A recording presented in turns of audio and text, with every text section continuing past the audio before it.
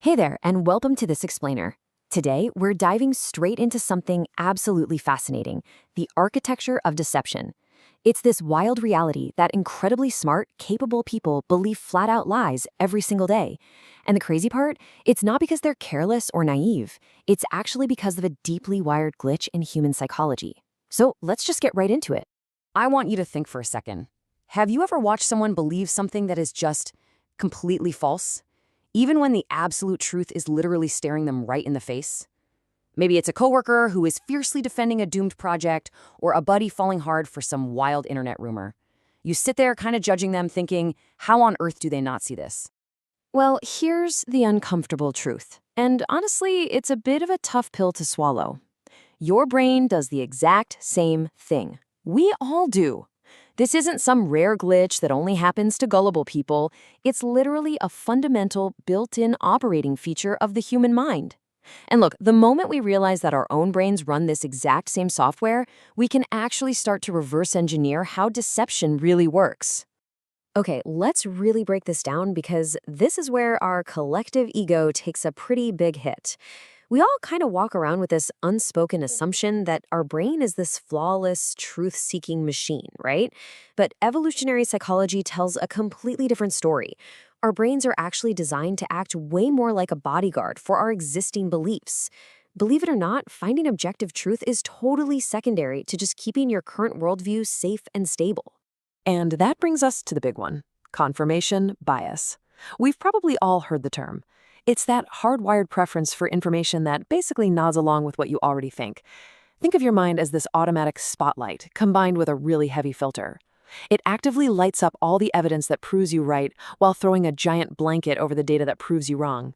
And the wildest part of the whole thing? You don't even realize it's happening. Honestly, this explains almost every single frustrating holiday dinner argument you've ever had. Two people can literally sit down, look at the exact same data, read the exact same article, and walk away with wildly different conclusions. It's not because one of them is fundamentally broken or just trying to be a jerk. It's because both of their brains are actively shaping reality to protect what they already hold true. All right, so moving on to the next massive cog in this whole machine: emotion. Your brain trusts emotion so much faster than logic. Things like fear, anger, hope, pride, these aren't just feelings. To your brain, they are complete system overrides. If a piece of misinformation manages to trigger one of these emotions, your brain just fast-tracks it. It totally bypasses your logical fact-checking centers because, well, it literally thinks you're in survival mode and you need to act right now. And this brilliantly illustrates exactly why our digital feeds look the way they do today. Social media algorithms are basically built from the ground up to exploit this exact gap between what is actually true and what simply feels true. Because our brains naturally prioritize those emotional overrides over dry facts, sensationalized headlines just spread like wildfire. People aren't usually sharing lies on purpose to be malicious. They're just sharing what feels inherently true to their emotionally primed brains. Now, compound all of that with something called social proof. It's the exact same psychological trick that sitcoms have used with laugh tracks for decades. Your brain just assumes something is correct or funny simply because the crowd agrees. We are intensely social creatures, and going against the tribe feels evolutionarily dangerous. So instead of burning extra calories to figure things out for itself, your mind just outsources its critical thinking to the group. So this leads to a really silent but incredibly dangerous swap in our thinking.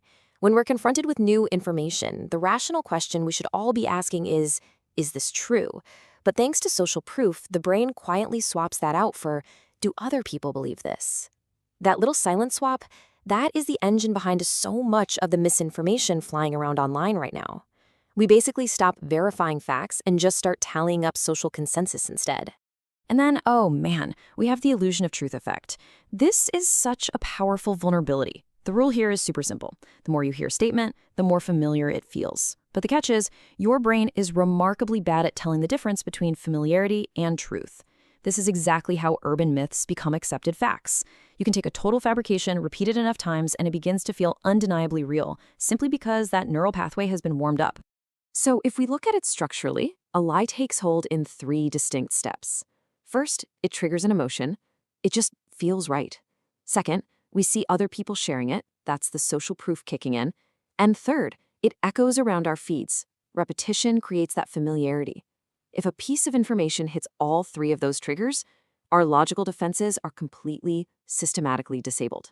Which brings us to a pivotal question, and it's one that often leaves us completely baffled. If we know all this, why do even the most intelligent, highly educated people still fall for lies? I mean, you'd probably assume that having a really high IQ would act like some kind of force field against these basic mental traps, right? Well, here is the crucial point, and it's a massive case of cognitive dissonance. Intelligence does not override psychology. Let me say that again. Having a huge vocabulary, crushing complex math problems, or holding an Ivy League degree, none of that rewrites your brain's evolutionary code. You are just as subject to emotional primacy and the illusion of truth as literally anyone else on the planet. In fact, intelligence can actually be a trap. Highly intelligent people aren't immune to these biases. They're just exceptionally better at defending them. Think of it kind of like a brilliant lawyer defending a guilty client.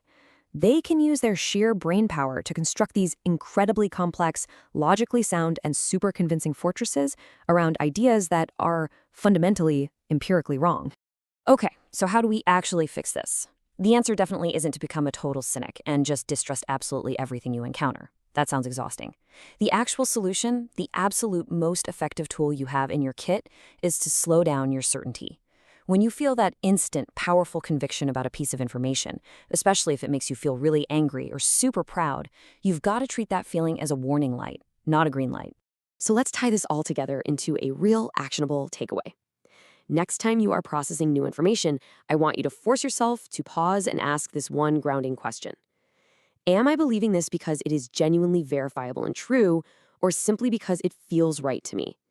Just taking a second to separate objective reality from your emotional comfort zone is literally the single best way to short-circuit this entire architecture of deception. I really want to leave you with a final thought to chew on today. All of these psychological traps we talked about, they thrive in the dark. They rely completely on our automatic, thoughtless reactions. The most dangerous lies out there aren't the elaborate, crazy conspiracies.